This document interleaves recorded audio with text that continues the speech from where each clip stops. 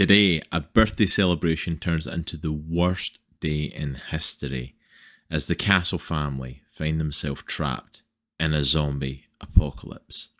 This is Avalon, issues 1 through 5.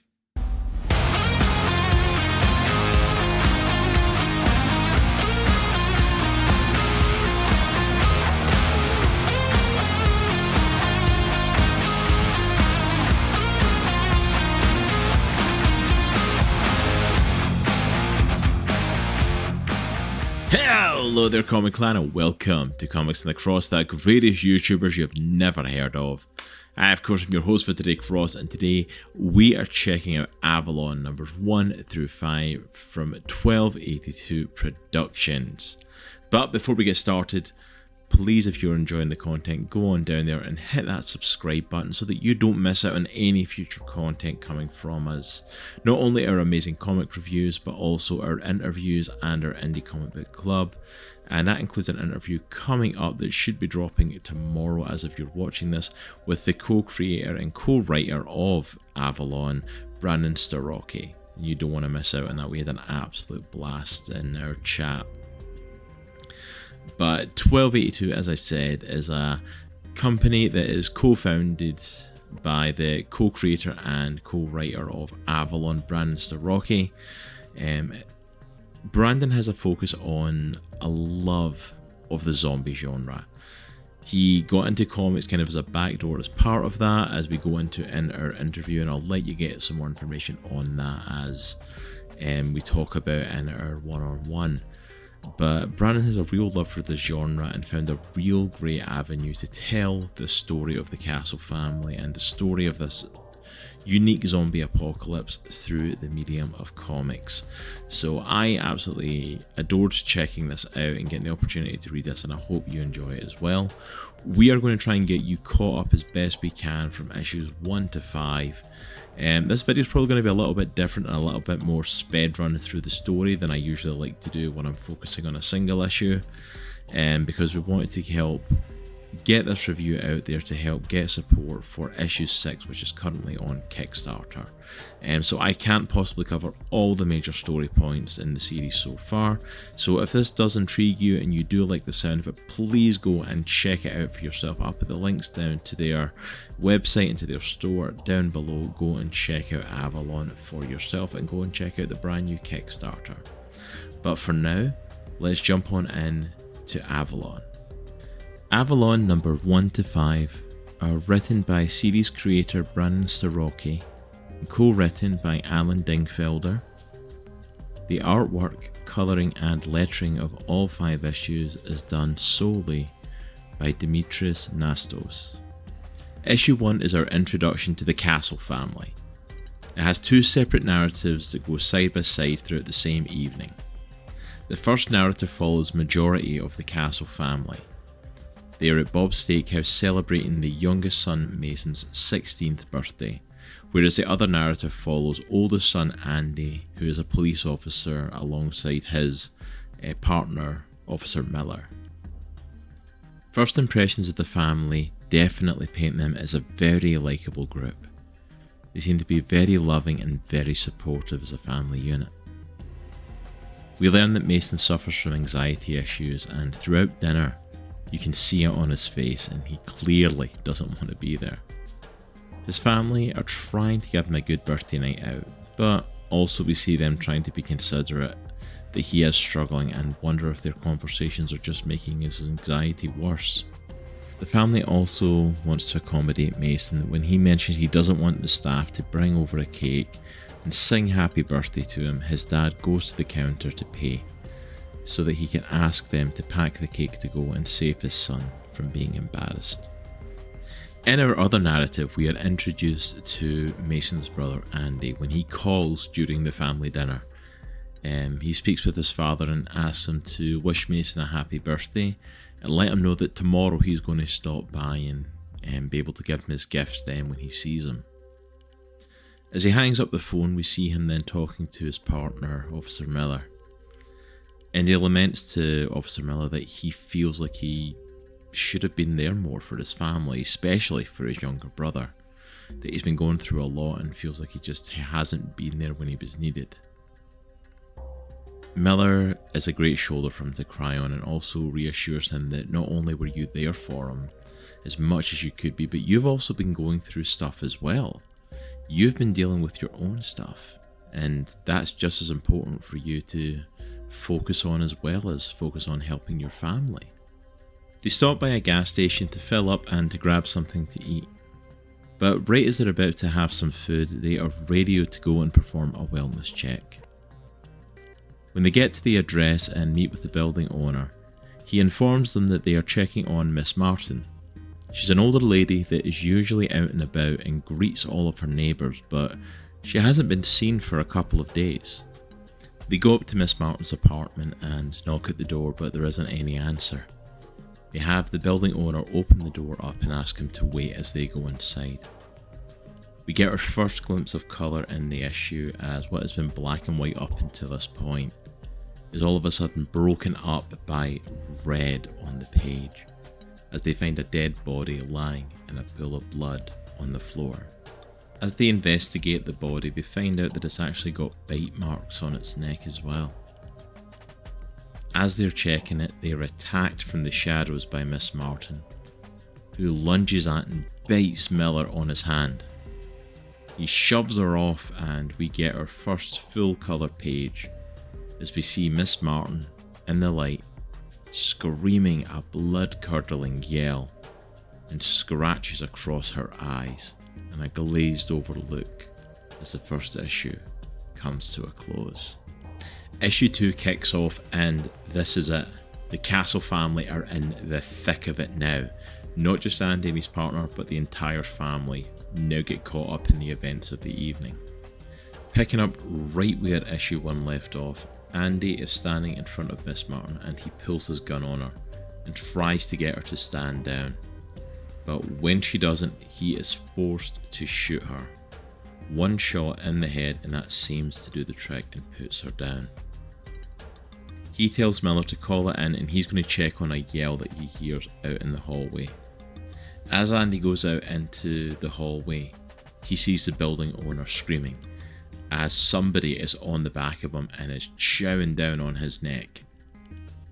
Quickly he realises he's outnumbered, as a number of other aggressive people come up the stairwell, all of them with the same scratches across the eyes that Miss Martin has. They charge him. He quickly rushes back in the apartment, closes the door and barricades it shut. They're trapped in the building with these people. He goes back to Miller, and Miller's unable to get dispatch on the line, which is very unheard of. They're always able to get a hold of somebody. And they start to become concerned that it's not just this building, but it's a bigger problem than they initially realised. Andy steps out onto the fire escape, and as he looks down to the streets below, all he can see are bodies lining the streets, and absolute chaos everywhere. They quickly realise that the whole city is in trouble, if not more. They make their way down the fire escape in the hope that they can get back to their squad car. As they make it across the dangerous streets, they look for a first aid kit so that they can patch up Miller. While they're doing that, they also try and contact their families and realise that they are not able to get a hold of anyone, and make the decision there and then that the course of action and the best thing to do is to find their families. As we jump from the police officers to the other narrative and go back with the Castle family, the closest that the family came to any sort of reference to any issues going on, any sort of infection happening, any problems, were a couple of references and hints here and there throughout issue 1, but it was nothing of major note. A few people being sick, a few people not feeling well, but that was about it. But then as the father is paying for his son's cake and they're about to, pay their tab and head off, a man comes running in looking for help, looking for assistance, says there's been some sort of accident, someone's hurt and there is a lot of blood, can anybody help? Their dad, being the sort of man he is, decides that he's going to go out and see what he can do to try and help the man. The castle patriarch goes to assist the man. He finds him outside on his knees, He's screaming that he's been bitten and that he is in so much pain. His head and his eyes hurt so much. Mr. Castle tries to check on him and sees scratches across his face. Mr. Castle sends the other man back inside to call 911, but when he tries to call, there's no answer. The line's busy, and there's no one that can give them assistance. The other Castle son, Ty, who's at dinner with them, comes out to check on his dad and unwittingly distracts him from what's going on. This distraction allows the man who's on his knees to get up, turn round and bite Mr. Castle in the shoulder. Mr. Castle's response to this is to begin elbowing, punching and kicking the man to get him off. He eventually loosens his grip, knocks him back, and they all head inside the restaurant where they barricade the door to stay safe. The Castles have some friends that are also there at dinner, as Cliff and Elise are friends of the family and offer to take them to their home as things seem to be getting crazy. But just as they're starting to arrange plans to get out of there, a man who's at another one of the tables who had been claiming that he'd been feeling a little bit sick and under the weather, all of a sudden collapses at the table. As the man's wife tries to get him some help, the man lifts his head up off the table and bites his wife, infected by whatever it is that has infected the other people in the city that we've seen so far. As he is chewing on his wife and everyone starts to freak out, another one of these infected people comes smashing through the window, and quickly the family makes a departure out the back door of the restaurant in an attempt to save themselves. Issue 2 comes to a close with the Castle family piling into the back of Cliff and Elise's car to head to their home. When all of a sudden, while they're on the road and discussing what to do, they are hit in the side by another car coming straight at them. Issue 3 takes a departure from the two narrative story that we've seen happening so far in Avalon. We focus solely on Andy and Miller in this issue, and we pick up right where we left off with them travelling through the city in hopes of finding their families and finding out what happened to them. They are stopped in their tracks by what appears to be an armed mob of regular people, who all of a sudden start attacking the officers and chase them off. Andy and Miller quickly look for an alternative route to get round the mob and avoid them, and they eventually manage to make their way towards Miller's sister's house.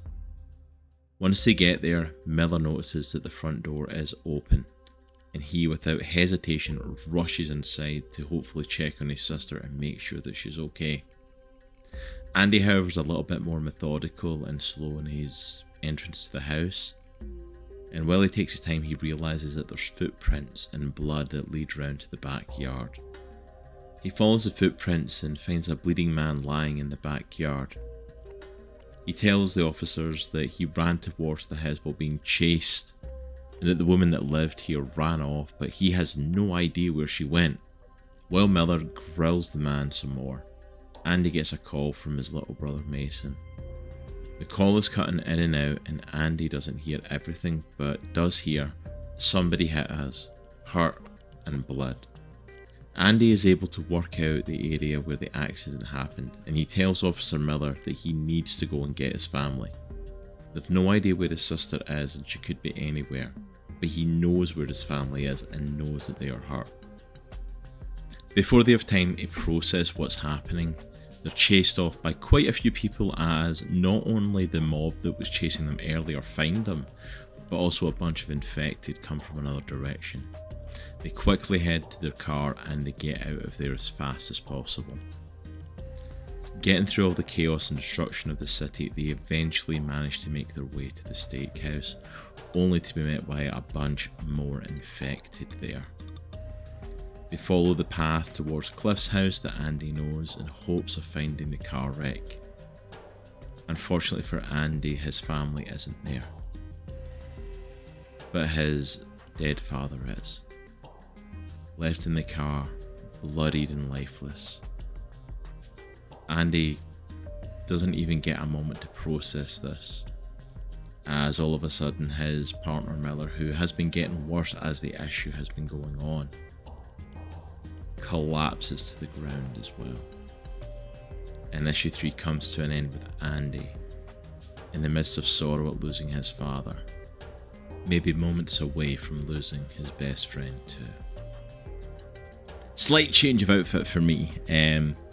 May have been a few seconds for you to get from that last issue to this one, but it's literally the next day for me, as apparently recording and editing this has taken a lot longer than I expected it to take. But I just wanted to mention it.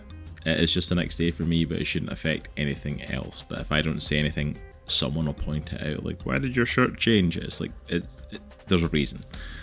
Alright, but we're going to jump into issue 4. And at the start of this issue, whereas we had the solo narrative in the last issue, we continue that. But where we had Andy and Miller before, we're now with the Castle family. It actually starts off though with Cliff and Elise as they arrive at their home and find that the Castle family aren't behind them anymore. Cliff drops Elise off at the house and says he's going to turn around, head back the road that they came to try and find out what happened. We then return to the crash where Mason is the first to wake up. Everyone else is unconscious round about him, and we get to see the other side of the phone call that Andy received as Mason tries to call his older brother. His message though just doesn't seem to be going through, and all he can do is hope that Andy has heard enough of the call to know to come and try and give them some help. But the call drops and Mason is left not knowing. From there, almost immediately after the call drops, Ty wakes up next to him. And apart from looking a little bit bruised and bashed up, he's actually looking like he's in okay condition. However, as both the brothers try to get their bearings, they are attacked by one of the infected, who smashes through the side window of the car, attempting to grab at Ty. Thankfully, Cliff arrives just in the nick of time and uses a tire iron to kill the infected and to save the brothers. He pulls Mason out of the car to safety and then goes to check on their parents. Thankfully, their mom, Andrea, is alive. She's wounded, she's hurt, her chest is in pain, undoubtedly from injuries that she sustained during the crash, but she's alive. Unfortunately, the same can't be said for their father. When they go to check on him, they find him already dead in the back seat.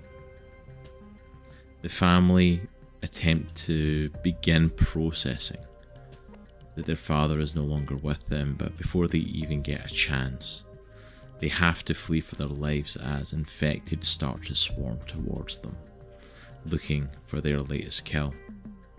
Everybody piles into Cliff's car and makes their way to Cliff's home. As they get to Cliff's, Elise is already waiting for them and tries to help Andrea as best as she can, but her condition is far beyond what she knows about anything medical. Mason starts to panic with her being in pain, having just lost his father, and is now terrified that he may also lose his mother as well. Ty attempts to calm him down and attempts to reassure him that their mom is just banged up from the crash and that she's going to be okay. Ty mentions that he knows the next door neighbour. Her name is Danny and she's training to be an RN, and if she's still there, she may be able to be of some help to their mom. Cliff offers to go with him, saying that if he goes along too, then at least they can watch each other's back. He also goes to a place where he has a gun hidden in the house and arms himself, just in case they run into any more trouble. The two of them head over to Danny's house, and as they knock at the door, there's no answer, and there's no sign of life from what they can tell. They open the door and go inside to check. As they venture inside, they find a number of dead bodies round about the dining table. And unfortunately for them, they also find an infected scratching at a door. As they try to move around, Ty unfortunately stands on something that makes a noise and grabs the attention of the infected. The infected turns round and charges at the two. This gives Ty a massive fright and he jumps back into Cliff, causing him to drop the gun. Ty then grabs what looks like a heavy award off of one of the shelves and smacks the infected in the head with it, and she goes down. As the two move around the room, the infected unfortunately isn't down for good and pulls herself back up to her feet.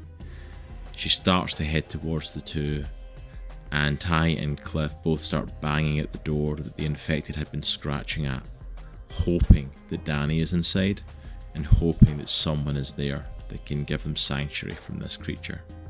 The issue comes to an end with the door flying open and the men rushing inside and it being slammed shut on the infected.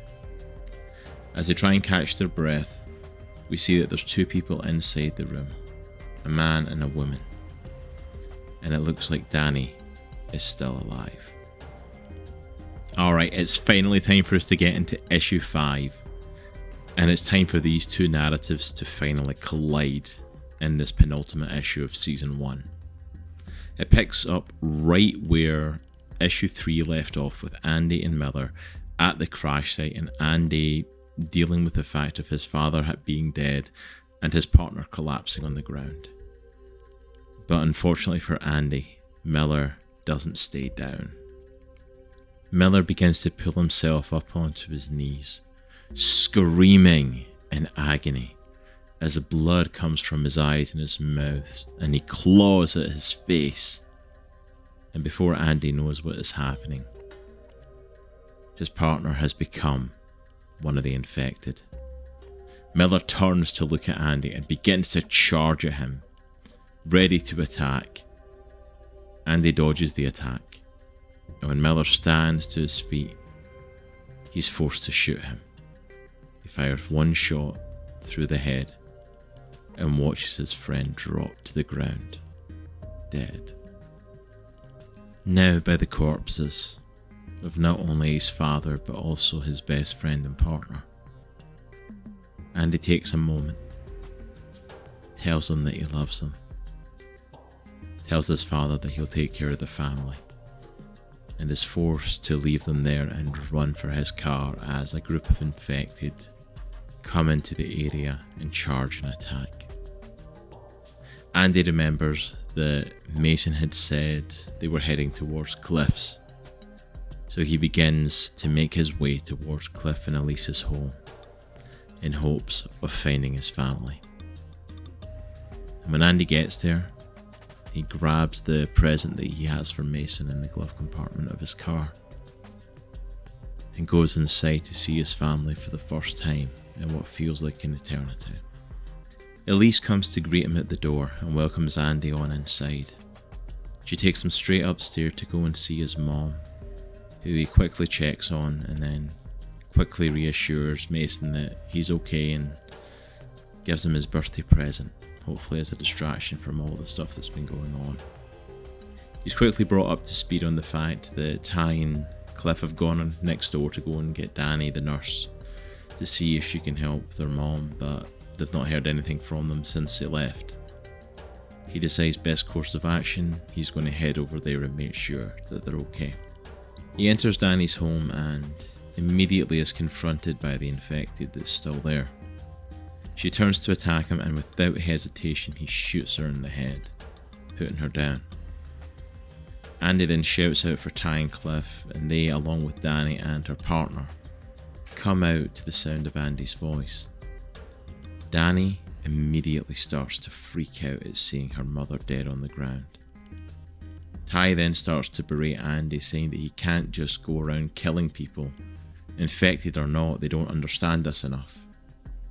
Andy tries to explain himself, but Ty doesn't want to hear any of it and walks off. The group all heads back to Cliff's home, now with Danny and her partner in tow as well. As soon as they come through the door, Mason is ecstatic at seeing Danny, believing now that she's here that his mom's going to be okay and she's going to be saved. The others try to give her some space and try to allow her the opportunity to grieve the fact that her mom was just shot, but she sees how excited Danny is and knows that Andrea's not doing well upstairs and says that it's okay. She'll go up and check on her. As she heads up to the bedroom, Andy pulls Mason aside and gives him his birthday present again, which Mason hasn't opened yet, and he tells him to open it. As he opens up the gift and pulls out what's inside, he finds that his older brother has gotten him a pocket knife. And he tells Mason that there's a lot of things that you can do with this, and he'll teach him and show him what you can do with a pocket knife and all the different gadgets that are attached to it. How little did he know that a pocket knife would probably be an unbelievably handy gift to give him for the events that have already taken place this evening. While this is going on, Danny goes in to see Andrea. She talks to her, finds out the situation, finds out a little bit of medical history to her, and just double checks her symptoms to see what's happening and if there's anything she can do. Andrea tells her that prior to the accident, she recently had a heart attack, and she was given some aspirin and blood pressure medication, which she's not been able to take this evening. Thankfully, Elise has some aspirin in the home, and Danny says give her some of that and then you get some bed rest.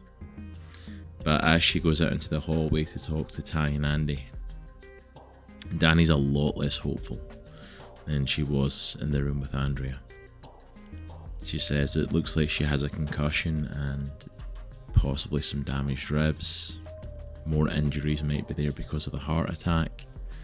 The honest truth is, it's not looking good for her if they can't get her to a hospital and get her some proper medical treatment.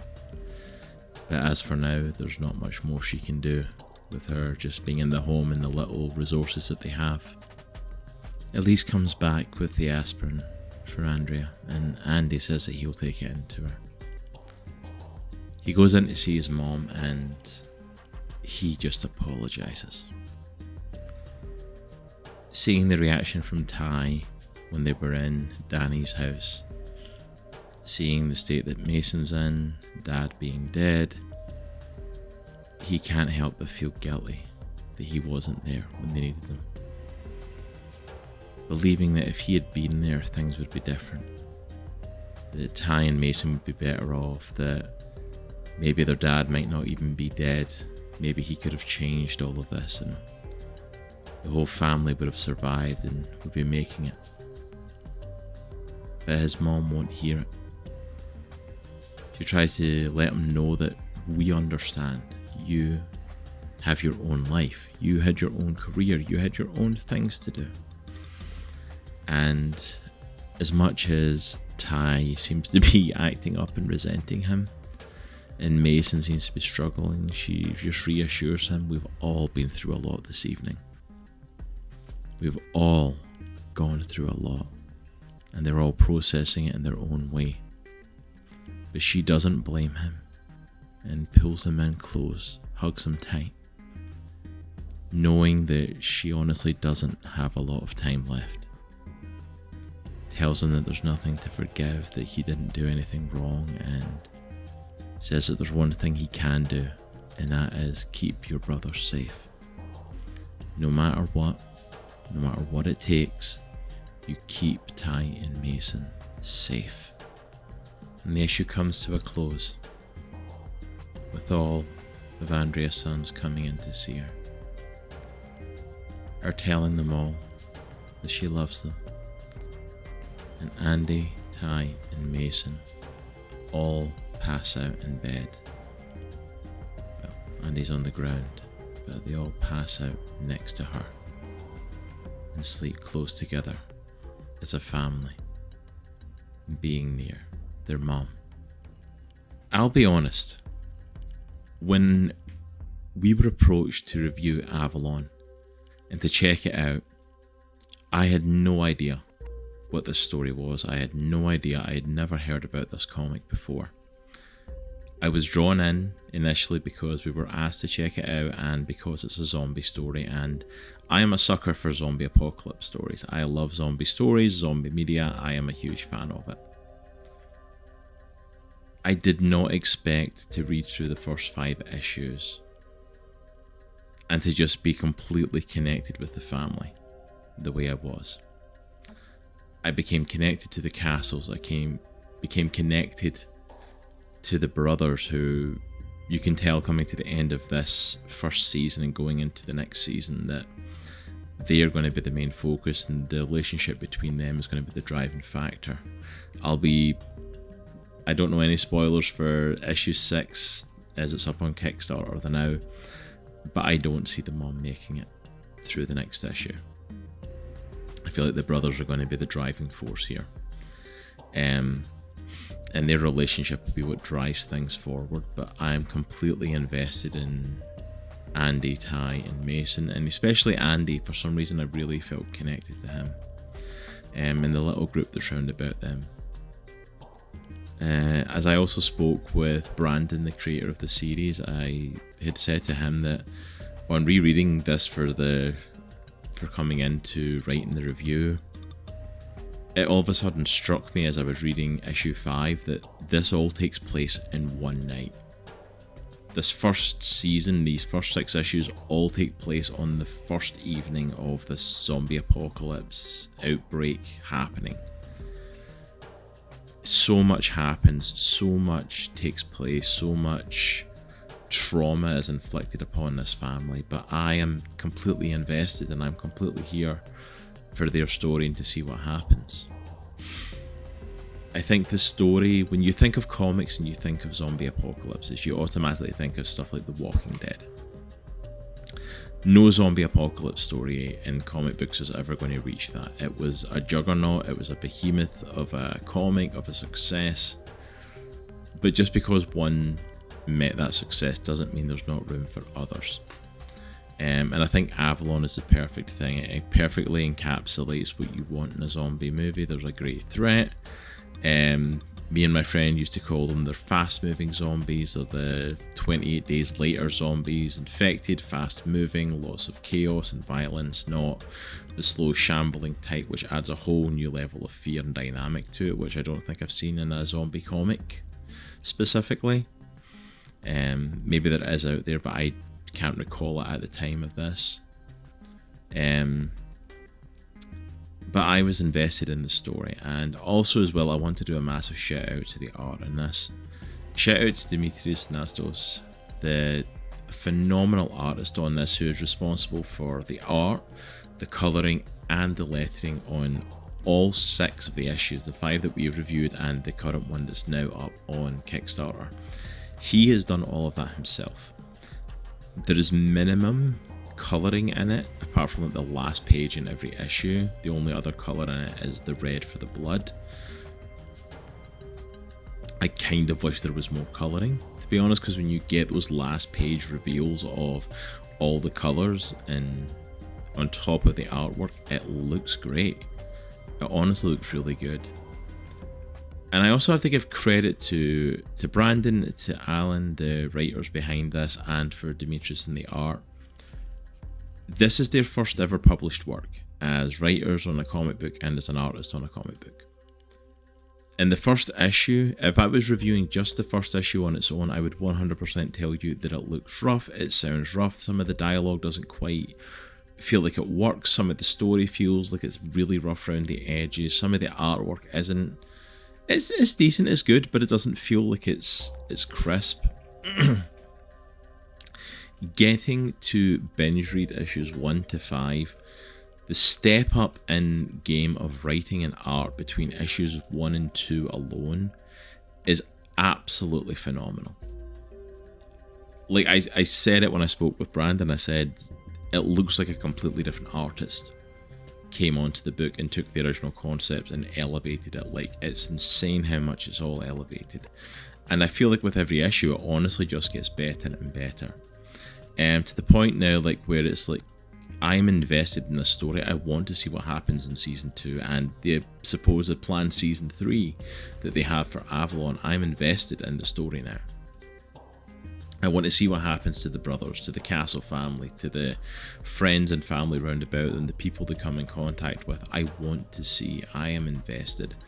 And I think, you know, with Walking Dead having wrapped up and there's no other prominent zombie story in the medium of comic books, then this definitely scratches that zombie itch. If you are a fan of zombie comics, if you're a fan of post-apocalyptic, survivalist, end of the world sort of comics, if you're a fan of adventure comics, then this is something that is worth checking out. and I would highly recommend checking it out at the very least. It's definitely worth it.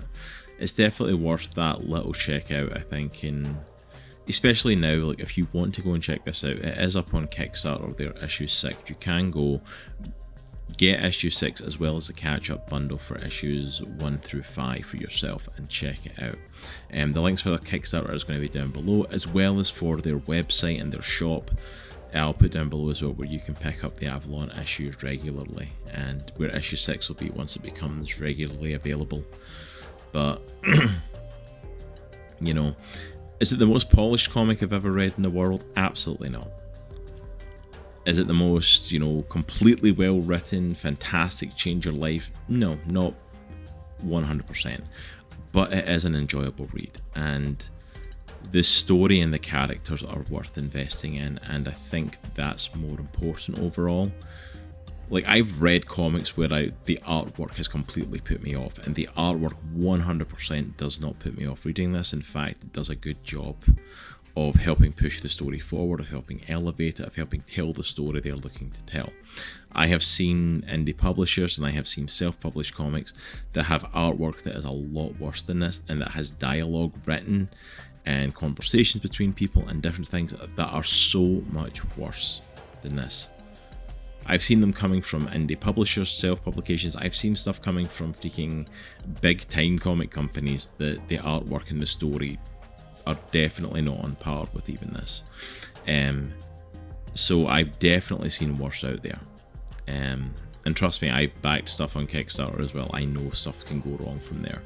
But this is definitely not one of those.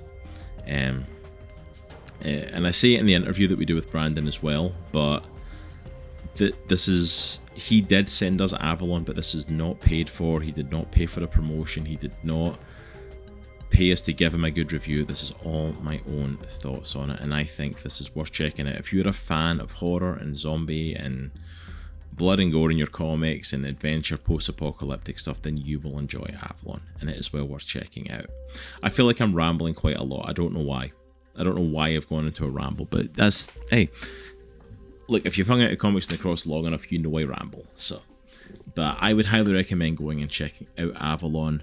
The artwork's absolutely stunning. The story's absolutely great, and I legitimately, knowing now that season 2 and 3 is going to go past this first evening and start to expand the world and expand the story and even start to go into where the infection came from, I'm like, there's a lot of world to explore here, and Brandon is committed to going into it, and I am here for the ride, to be honest.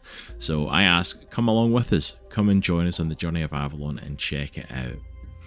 But the links for everything for Avalon, their social media, their website and their Kickstarter are all down below, so please do us a favour, go and check it out.